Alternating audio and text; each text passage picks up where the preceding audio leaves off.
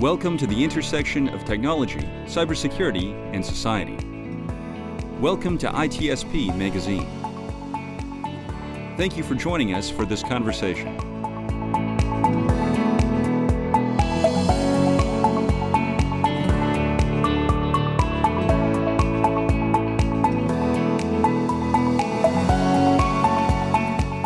Here we are. This is Sean Martin. You're very welcome to a new Their Story webcast here on ITSP Magazine. And today we are going to look at what safe harbor is, and what a recognized security program is, and how that impacts how organizations like healthcare organizations and otherwise are preparing for some new challenges or new guidance and regulations coming from HHS, OCR, and clearly I'm not versed in all the ins and outs of all this stuff, which is why I have two folks joining me today, Michael Parisi and John Houston. Thanks for joining the episode today. Happy to be here. Thanks, Sean.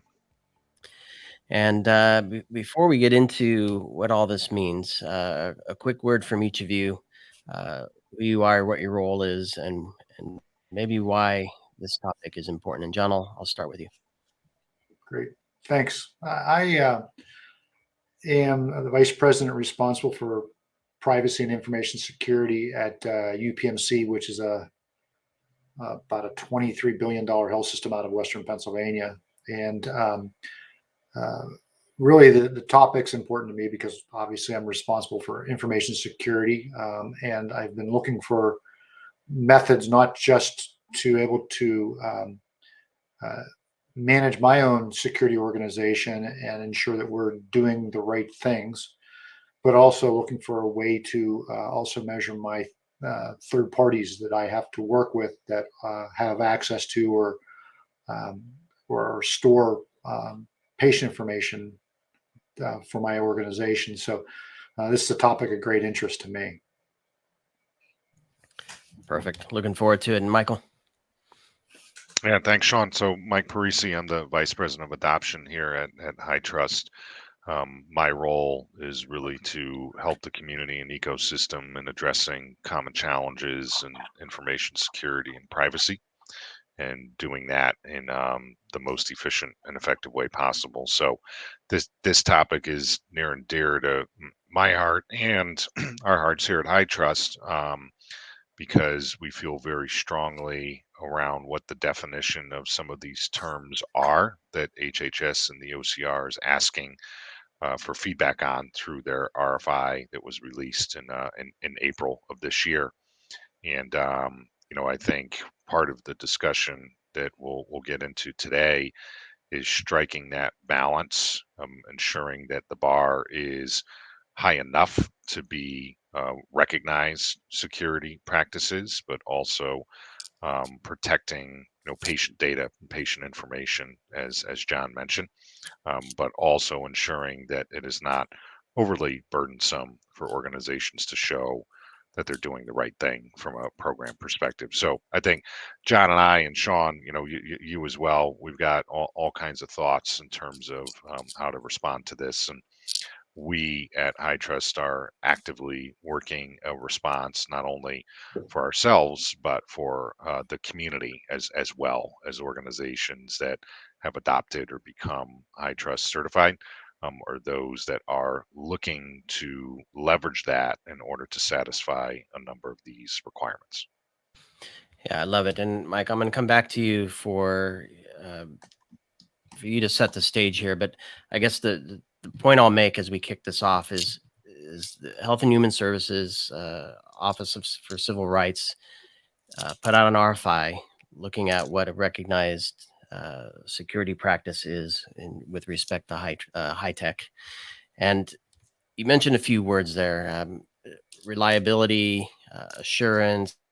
I think that the definition of what that is important. And you mentioned in the context of setting the bar, but I think whatever gets described and defined and prescribed here needs to be meaningful for the whole healthcare ecosystem.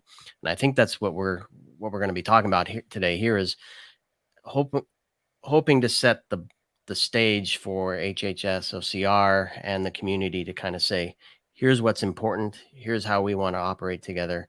Here's how that looks from our perspective, and not just to hear your thoughts and maybe even me share a few of my own, but to rally the CISO community in the healthcare space to say, this is important.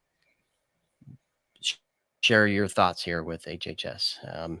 So with that, Michael, maybe a little more background on what this is, and maybe a few points in there to get us rolling. Sure. Yeah. So back, I think it was in 2021, Congress passed what they refer to as the Hipaa Safe Harbor Bill. And the idea behind that was to provide potential relief for healthcare organizations, like John's, right, and others that adopt the most rigorous of information security protections, but unfortunately still face severe penalties, obviously, if a data breach were to occur beyond their control.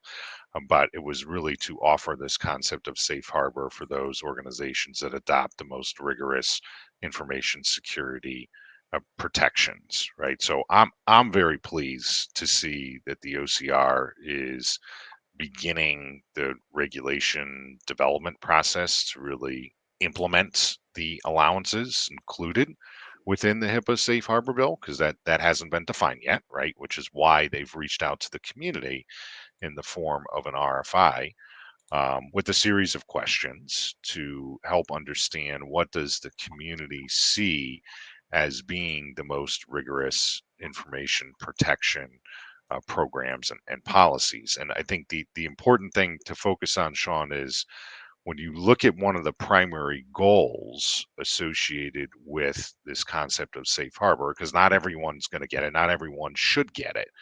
One of the primary goals of the provision is to encourage covered entities, right? So hospital systems like John's, health plans, et cetera, but also, and probably even more importantly, business associates, so the vendors that operate within that community, to do, quote, everything in their power to safeguard patient data, unquote, right?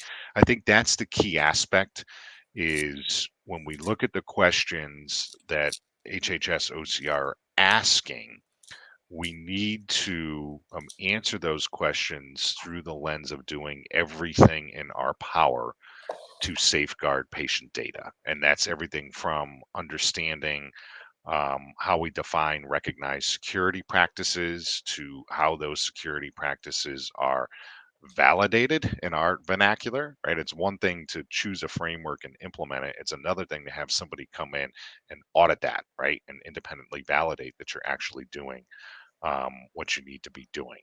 So those, I think, are the key elements to the conversation. And when we're responding to HHS and responding to the RFI, we need to be, very careful to make sure that that bar is held high enough that aligns to doing everything in an organization's power to protect sensitive information.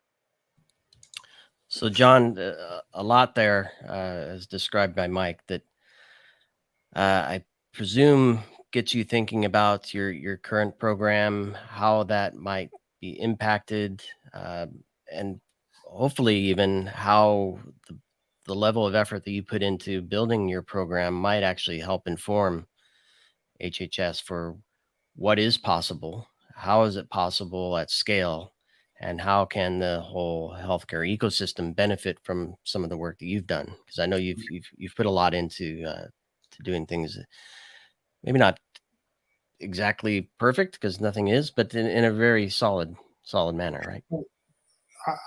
I've tried for my program to take a very disciplined approach. So we build a mature security program, and the value of having a disciplined, mature security program based upon a framework is because we know that our business is going to change, technologies change, and security threats change. They change constantly. But if you have a mature program and you've implemented it in a thoughtful fashion using a framework, then as all of those three variables change, your program should, by its nature, change, adapt to be able to confront the security challenges that we face today.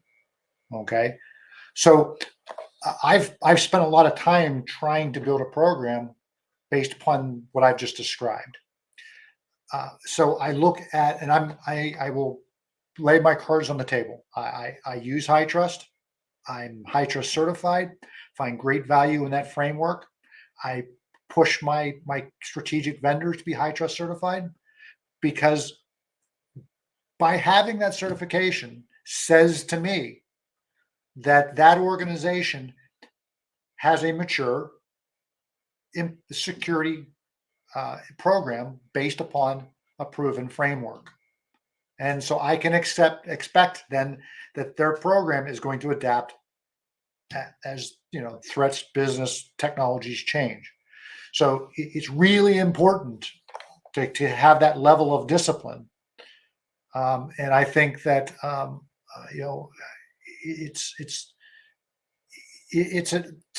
what HHS is doing is really, I think, incentivizing people to do the right thing. And by giving this incentive, and people saying maybe in the past where they maybe said, oh, HITRUST is outside of my reach in the past. By looking at this rule saying, something, now maybe it's the time for me to embrace HITRUST. Because boy, I'll tell you, it's going to give me that, not only is it going to help me to mature my program, but if something should happen, it is evidence to HHS that I'm trying to do the right thing. So this is all very important, and so yeah, I probably sound a little bit like a HITRUST bigot, but I'm not. I just think it serves an important purpose, and the safe harbor rule, I think, really honestly it should act as proof of the value of something like having a HITRUST certification. Yeah, and I think, for me, obviously, I'm very familiar with what HITRUST does, and John, you and I have had conversations with Michael and others like Omar Khawaja, and I think the level of effort that goes into HITRUST to understand what the risks are and what controls need to be put in place in a way that allows you and your third parties to say, this is what's important for me, this is what's important for us as an ecosystem, is extremely valuable, right? And to try to replicate that over and over and over individually at every organization is difficult. And I think a lot of the work that HHS is trying to do here is important for that. So let me step into HHS's position. I mean, Okay. If I'm them, just like I am myself, when I'm dealing with a third party, okay, let's just say I've got somebody providing a cloud-based solution that I need to use.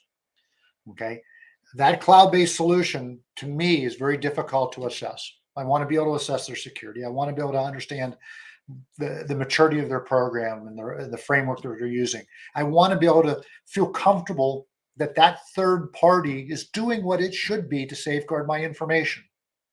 Okay, so HHS should have the same goal, which is they want to make sure that providers and business associates alike have all have a mature program and security program in place. That's the end goal.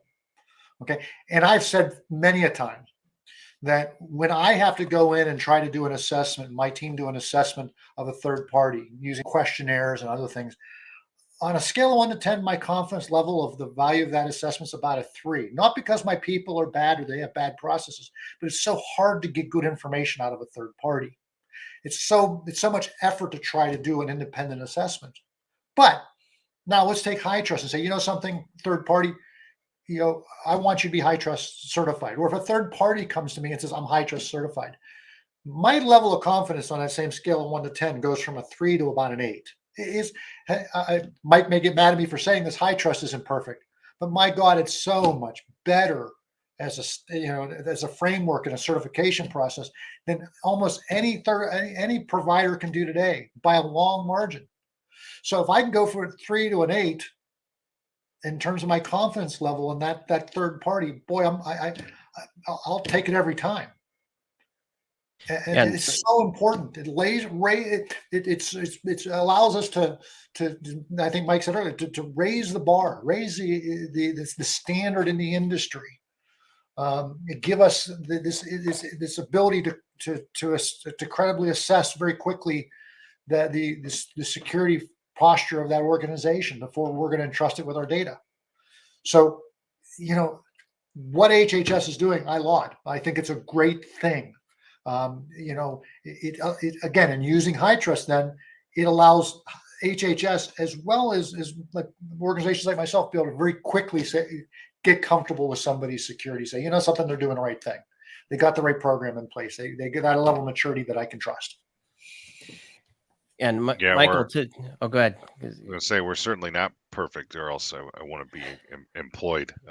So I completely agree with that. And Sean, maybe before you jump in, what John was just alluding to, the level of comfort he gets knowing that organizations are HITRUST certified or have used that from a programmatic perspective. Ironically enough, it ties back to, and I love the analogy that he used. Think of HHS as a relying party, right? Or OCR as a relying party. And all these organizations as part of the ecosystem are their third parties or vendors, right? To a certain extent. But what John is alluding to is that level of comfort that he gets is because HITRUST is recognized security practices, right? That regulated entities have implemented. And that's exactly one of the points that HHS is getting to with their RFI, and they're trying to collect information about what recognized security practices have regulated entities implemented. And the definition of recognized security practices is different from this idea of providing demonstrative evidence that those recognized security practices are actually implemented or are in place, right, and operating effectively. And so think about this. Yeah. What HITRUST provides is first of all, we use an independent assessor that once they get done doing their assessment and gathering their evidence, all of that information gets submitted to HITRUST. And HITRUST has they have standards. They got a rigorous QA process to assess the materials that have been provided by that assessor. And only if HITRUST is satisfied with those materials will they provide a score, which, if it's high enough, will give a certification. So you've got a clearinghouse that's able to ensure that there is a consistent level. Or when I actually maybe say a different way, if I look at a certification and a score from one vendor or third party versus another, because of the fact that the way that HITRUST has in their QA process is structured, I know when I see a 3 or a 3+ or a 4, I know what that means, and it's going to be consistent across the industry. I don't have to worry about the fact that, that assessor gave them a 3 and this assessor gave them a 4, but I don't know if I trust them to be any better. Are they better? Are they worse? No, I know that what HITRUST does is by inserting themselves in the middle of this with a rigorous QA process, I know that when I see a 3, it's a 3, no matter where it came from. I know a 4 is a 4 and a 2 is a 2. I don't have to worry about deciding whether that score really is genuine or not. It's already gone through a level of a review that allows me to be able to rely upon it. So I think that's a huge value to certification, the certification process they have. And maybe Michael, some thoughts from you here, because I think it's one thing to say we've implemented a recognized security practice, right? Another to demonstrate it, as John is pointing out. And it's not to it goes beyond just demonstrating that you got a 3 or a 4, right? You could easily make fun of risk scoring or security posture scoring. But when you know and you can actually view the scope of that assessment and where the controls are, you get a list of the gaps, right? And perhaps even a memo from the assessed party that says, I'm working on mitigating or closing these gaps, right? Mhm. And kind of to John's point, I trust, or I can see that they're doing the right thing here. So talk to me about what HHS is putting forth here, and how is there enough language in there around being able to demonstrate, or is this an area do you think folks like John and others in the industry should be kind of putting forward that demonstration is key? The independent, reliable assurance is important. Yeah, I think the latter is needed, Sean. So is there enough as it stands today? I would argue no, right? Which is why it's one of the elements that's included within their RFI. I think that's point one. Point two, HHS and OCR need to make sure that they have a level of specificity, to your point, to define what's appropriate to show that these recognized security practices are quote unquote in place. And what's interesting is when you look at the questions and what they're trying to get at, you can argue, you can piece together a number of different programs and activities that exist within an organization. It's going to be quite painful, and it's not going to be as easy or seamless than if you had an integrated program that not only helps you ensure you've implemented recognized security practices, but also prove that they're in place and in place over a period of time, and have a program that gives you comfort that they will continue to be in place. Obviously, what I'm alluding to is the high trust approach, right? I think John commented upon this. It's not that his organization and his vendors need to go select, for example, NIST, and then further define the level of specificity with another set of controls that can actually be implemented. How do they align to NIST? Then go do some type of proprietary assessment to prove that they're in place. All of that is baked into the high trust approach and gets to a number of the elements that they're asking about. Although strategies such as self attestations and checklists may be effective point in time demonstrations, they lack reliability and they lack the assurance that comes from adopting a strong cybersecurity framework that also includes a corresponding third party assessment or certification that is consistent, right? So, back to John's point, the only way this really works is to have a level of consistency. If you have organizations that are running around doing 20 different things, if you are the relying party, if I'm HHS or OCR, how do I evaluate that this organization has effectively implemented recognized security practices versus somebody else if what I'm looking at isn't consistent, right? Not only from a framework standpoint, but in terms of how they're proving that they've put that in place. Think about the nightmare that that's going to create. I mean, there's HHS and OCR can't handle their workload today, right, as it relates to what they're supposed to be doing, right? Imagine all of these cases that they need to review and say, well, does this meet the bar of safe harbor or does it not? So consistency, I think, is really important, and it's something that they're getting at in their questions in the RFI. And lastly, um, they're specifically asking what are the steps that covered entities need to take to ensure that once those recognized security practices are defined and in place, that they're actively, and they specifically say this, consistently are in use continuously over a period of time, right? So they are focused on consistency, and they want to know how are organizations ensuring consistency, and how do they make sure they're in place over a period of time? And maybe to put a little slightly different spin on what Michael just said, is I think HHS absolutely and OCR are they have a lot on their plates, and their ability to really dig into and do an assessment in the event of some issue is that's a pretty heavy lift. I think it's an opportunity for OCR as well to be able to rely upon something like HITRUST, and then be able to focus its efforts on those organizations that frankly have chosen not to spend the effort to go through and build a security program and a framework and get HITRUST certification, things like that. So I would think if the industry's smart here, they'll look at what HHS is telling them, hey, we're gonna if you do these things, we're going to be willing to accept that in the event of a breach and an investigation.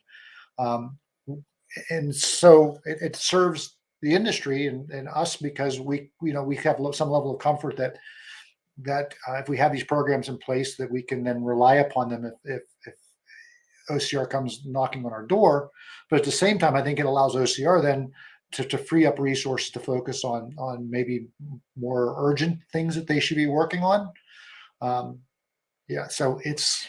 And John, I'm going to pause you because I'm just thinking through that scenario where investigations are taking place, and if the bar is set too low here, right, and there's little visibility, Yep. Little granularity, and now OCR is starting to dig around to figure out, well, what controls were in place, which ones weren't, were they connected to this particular incident, what tactics and techniques were involved, and how does that all look? If the bar is set low, my assumption would be that effort is just going to be overwhelming. Versus if you have a very high bar with a lot of granularity and visibility and consistency, as Mike points out, it's going to be much easier to pinpoint where things fell apart, right? Well, hopefully things don't fall apart. Right. But hopefully, it's clear on the face, because I think what OCR is trying to do here, they know that we're going to have breaches. I mean, we live in an ugly world, and I think they're trying to reduce the number of breaches or the likelihood of breaches, but also, the understanding that we're not going to be perfect. Our organizations aren't going to be perfect, and that there are always going to be breaches. That at least that they want to be able to very quickly be able to conclude that this organization still tried to do the right thing. It had a discipline program in place. It's not for the lack of their efforts that they got breached. It happened. And so I think that's part of the motivations here. And I think, by giving organizations, this, I don't want to say get out of jail free card, because that's not really the right way to look at it. But by telling organizations that we're willing, what they're willing to accept, and giving them something to aim at, I think it again is an incentive maybe for organizations to spend a little bit more than they are currently spending, focus on a little bit more than they're already focused, getting them to end goal which is really improved security throughout. I just would like to think that once they get past cybersecurity, then maybe they look at other ways to incentivize organizations with respect to privacy-centric matters and the like, because I think this is again, if you properly incentivize organizations, give them something to aim at, some reason to do it, they'll do it. This is the value here. Yeah, and Michael, I want you, John, I know you'll have thoughts on this. After Michael, you can share them, but I want to get your thoughts on the whole dynamic nature of threats, and I guess if the ultimate goal is to avoid the breach in the first place, you really kind of want to focus on what's most important and most relevant for your organization. It's going to look different from a hospital system versus a payer versus a doctor's office, right?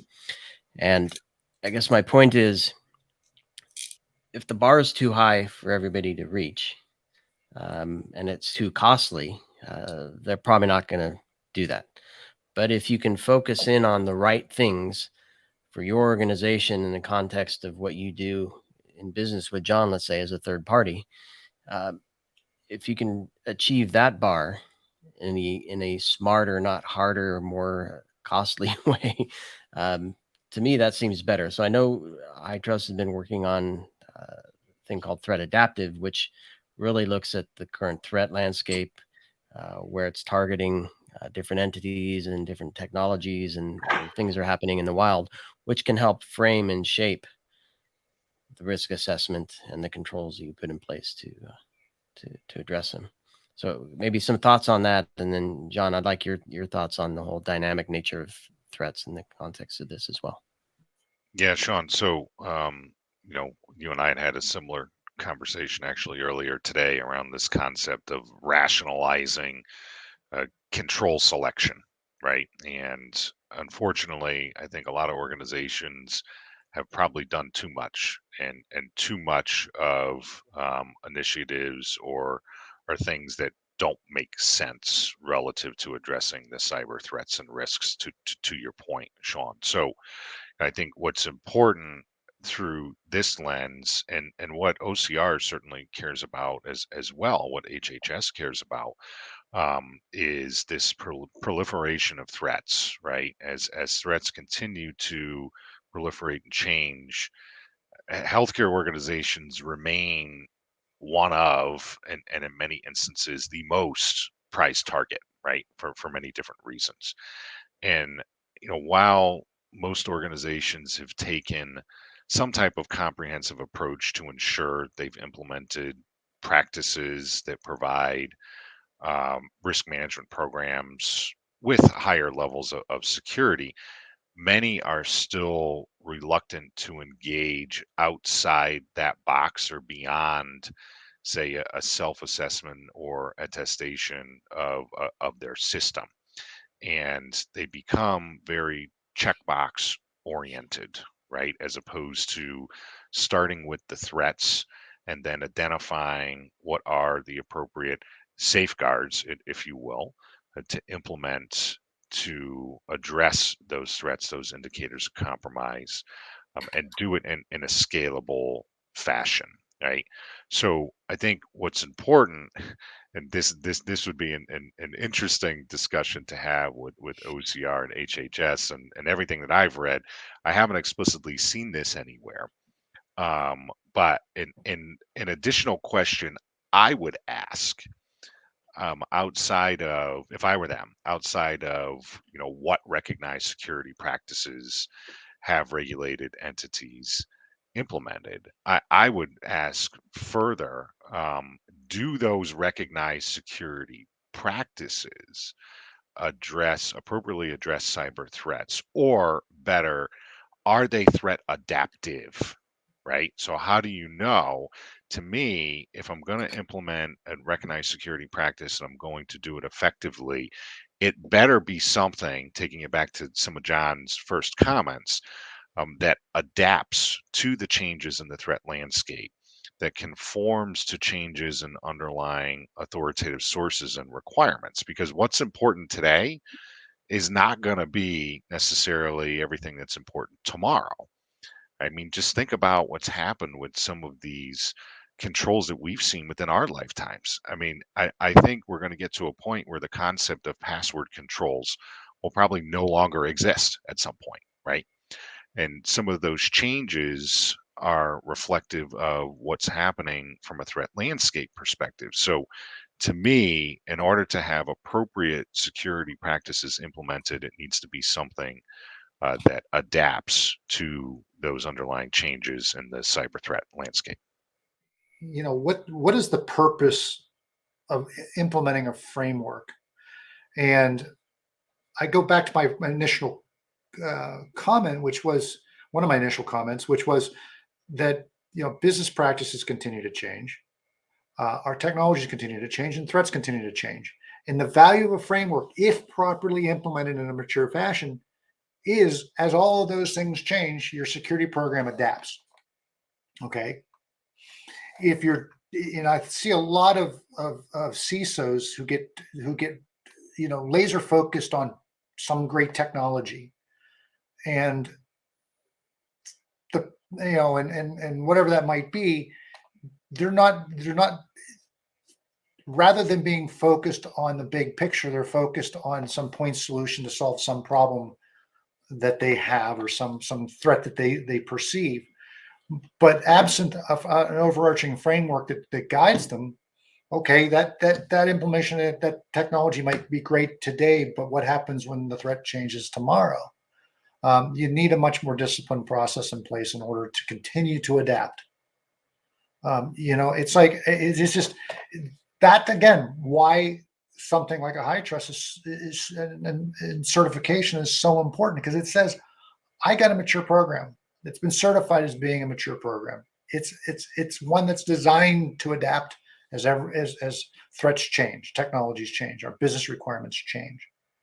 That's the value of it. So I get more comfort, or people should get more comfort, that my program is going to stand up regardless of what happens. And I'll give you a great example of this, because I actually had no, I didn't have to. I presented before one of our board committees this week, and I gave them an update on the Russian-Ukraine conflict. And this I'll just use as an example. Okay, yes, because of the conflict, there has been a heightened issues around cyber and potential impact on critical infrastructure in the United States, as well as throughout the world. And one of the things that I said to the committee was, really, frankly, what we're doing is we haven't made any specific changes because of the conflict, but rather we're running our program, and our program is designed to deal with things like the outbreak of a war. Our program's designed if some new threat emerges because of the outbreak of that war. So we're not scrambling to say, oh my God, what should we do because all of a sudden Russia's invaded the Ukraine? Rather, the program is designed with just that in mind, that something's going to happen, something's going to change, and the program needs to be able to very quickly adapt. Whether it be intelligence feeds, whether it be, country blocking, or, discriminating traffic in a different way, that's all designed into the program. Because, if I were to look back 6 months ago, or ask you 6 months ago whether Russia would invade Ukraine, you probably would have said, I don't know. I don't think so. God only knows what's going to happen in a month or 2 or 3 months, but my program needs to be able to adapt, and it needs to be able to adapt in a seamless, fashion. Will my program continue to identify ways to mature itself and ways that it needs to change to adapt? Absolutely. But that's going to be through the normal evolution of my program based upon the application of a framework and the like. So I'm really, again, you got to build a firm foundation and rely upon it to help guide you through these types of issues, rather than saying, oh my God, I got to go out and change my firewalls, or do this, or buy some new technology, because no, that should happen through the program, not as a result of some event or some issue. And Sean, just to add a little bit there, I love where John was going. I think security, unfortunately, is stuck in reactive mode at many organizations, right? And to John's point, when you're at war, reacting to your enemy is the worst position to be in. And unfortunately, that's how most cybersecurity teams are forced to operate.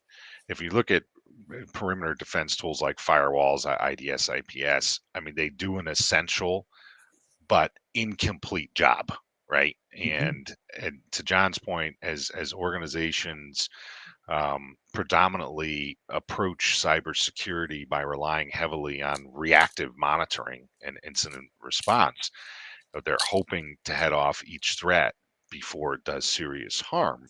But that's not the position you want to be in.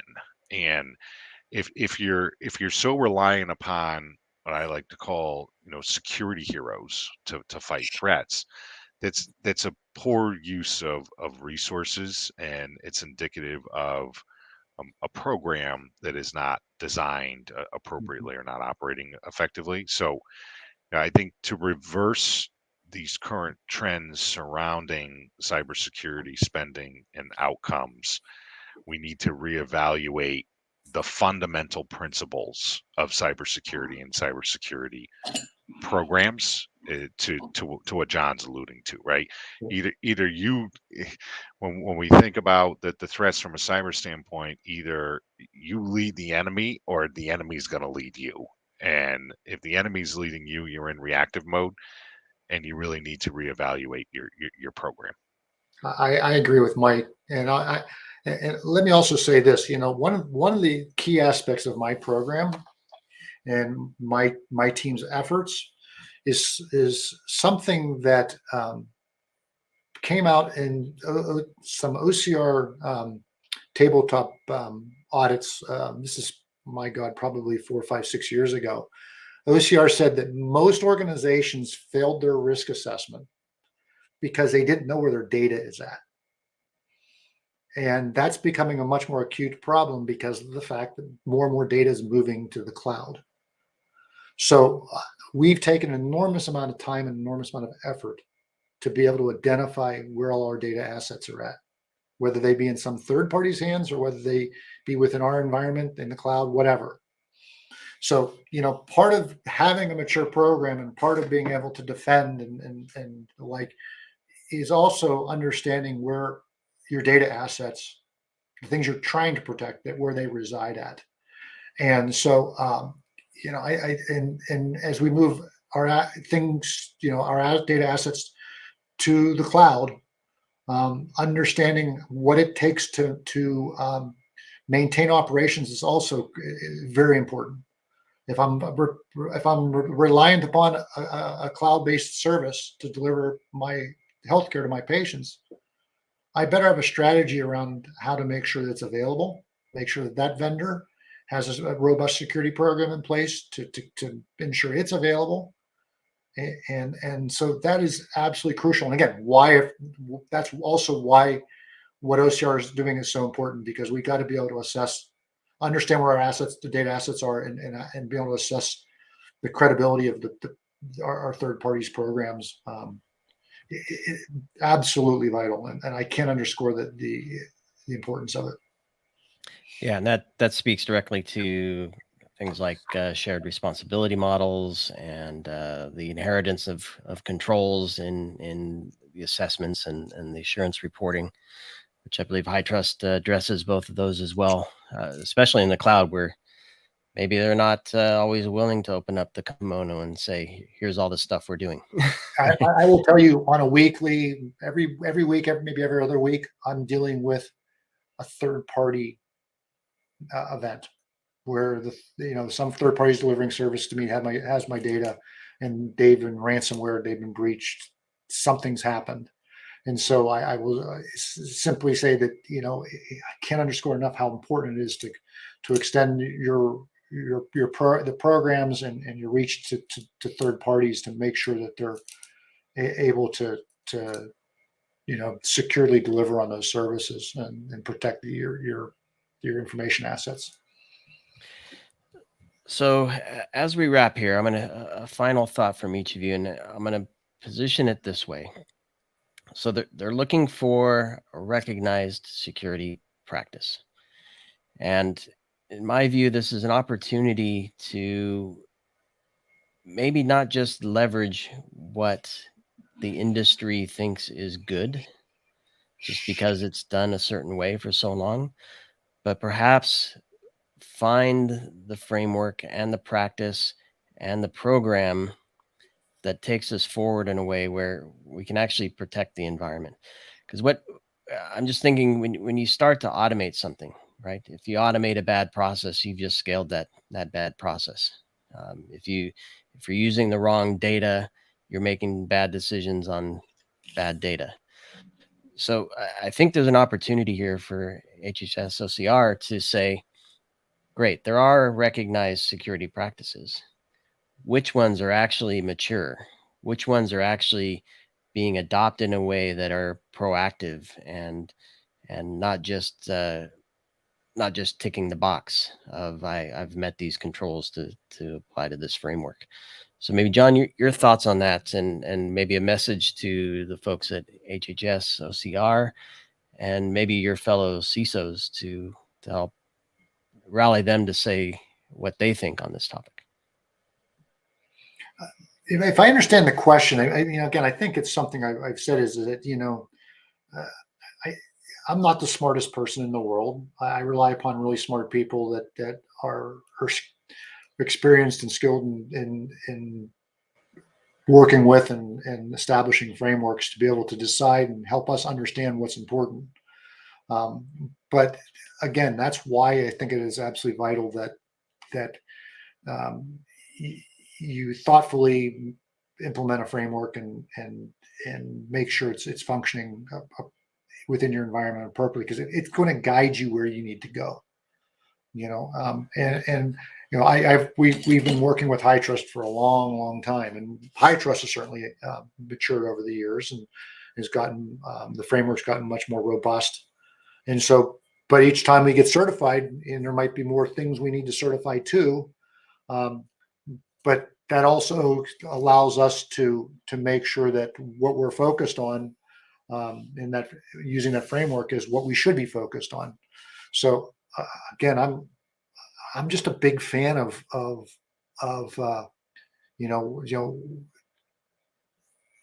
applying and really driving using a framework, and it really does. It does remove a lot of the guesswork. It removes a lot of the maybe the inconsistency, and again, it relies upon really smart people like at NIST who can help us understand where we really need to be focused. And so I don't know if that answers your question or not, but yeah, it certainly does. And I think the key word for me is practice, right? So actually, it's one thing to have a framework; it's another actually put it into practice. And Michael, maybe some of your thoughts as a closing remark on the importance of actually putting it into practice in a consistent manner. Yeah. So I guess three closing points, Sean, to your question around what's the message to HHS and OCR as they continue to roll this out. What's the message to the CISO community? I think organizations have to adopt and maintain conformance to an informative resource that's been identified. That resource has got to be comprehensive in nature. It's got to have the ability to fight off reasonably anticipated threats, and it's got to manage risks appropriately and address compliance requirements, of course, right? That's one. Two, that risk management security program must be periodically assessed by a independent third party that's specializing in those data security practices, right? So, for example, when you look at the HITRUST ecosystem, we have over 100 assessor partners that are auditors that are in this space. They know how to verify and validate that, to your point, Sean, these things are actually put in practice and operating effectively, right? And then lastly, I would say, these organizations that have the opportunity to achieve safe harbor, they must be able to demonstrate through a level of certification or other means that their risk management program components are aligned, they incorporate leading practices, they're free of gaps or heightened vulnerabilities from a cyber threat perspective, and address emerging cyber threats like ransomware. I think those are the three things to really think about as they roll this out and further define what it means to achieve some level of safe harbor. Yep, I love it. Thanks for that summary, Michael. And I think John, yeah, it's great to get your input here and insights. And I think my key takeaway here is that this is a good thing, right? It's a call for request for information, a chance to provide some input into what's happening here, And I applaud you, John, for taking this step immediately and working with Michael and the HITRUST team to help put that together. Sure. One closing comment is I really hope that HHS, as they look at the RFI responses, recognizes they need to set the bar high enough. A low bar is not going to help anybody. I think a high bar here could be a huge incentive for organizations to decide to incrementally invest in their security programs and apply frameworks like HITRUST. And I think if that happens, then that can have a dramatic positive impact on healthcare or cybersecurity. Yeah. So I was going to say a call to arms for fellow CISOs. It's good to hear you say set the bar high. I'm hoping other CISOs follow suit. I think it's important, especially when we're talking critical infrastructure and the healthcare ecosystem, right? We want that bar high. We want to achieve greater things there from a cybersecurity perspective. So hopefully your peers, John, and all the folks you talk to, Michael, looking at risk management and their connection to OCR, take this seriously and provide their input to hopefully raise the bar for everybody. Agreed. So with that, Michael, John, really appreciate having this conversation with you. It was an honor to dig into it. And for everybody listening and watching, we'll include some links in the show notes for this RFI and other resources John and Michael think would help kind of frame this for everybody and hopefully drive some action for folks. Thank you. Great. Thank you.